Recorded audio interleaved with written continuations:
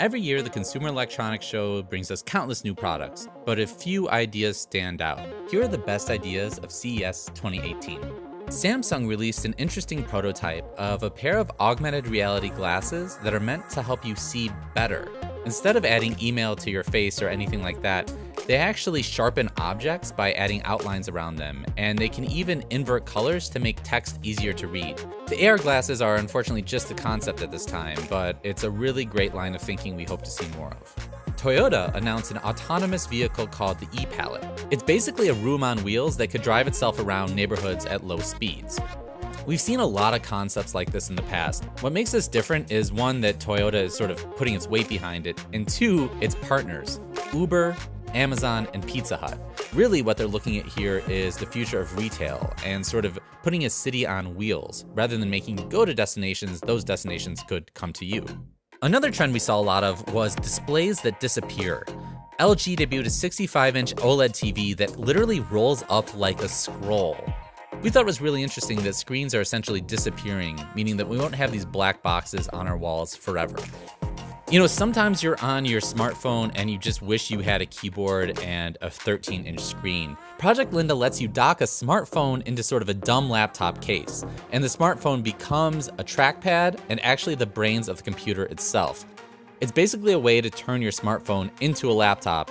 It's a little bit silly, a little bit wild, and I kind of want it.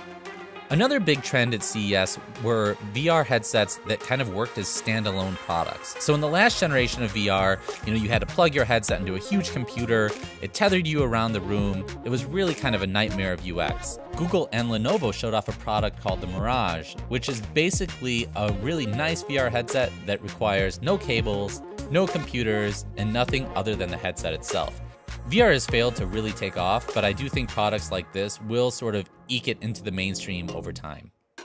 Wearables are another trend that had seemed like it burned out a little bit until CES 2018. L'Oreal, along with a company called MC10 and the Fuse Project, debuted a landmark wearable product that was actually just a nail applique. Called the UV Sense, it measures UV rays throughout the day, but what's so neat is it's super tiny, it sticks on your nail, it can stay there for weeks at a time and communicate with your smartphone, all without ever being charged. It's always hard to find a pair of jeans that fit perfectly, but maybe that'll get easier thanks to a company called Uvica. They've developed a mannequin that can change shape with wider hips, a wider torso, broader shoulders within seconds. That means that if you're developing anything from fashion to wearable technology, you can have one form to make that on and make sure that everything fits all the time. So plugs really suck. We have wires for everything in our lives, but for a long time there have been two competing wireless charging standards, and finally they're converging.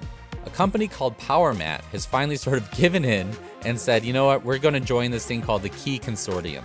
Hopefully breakthroughs like this mean that one day we won't have to deal with wires at all.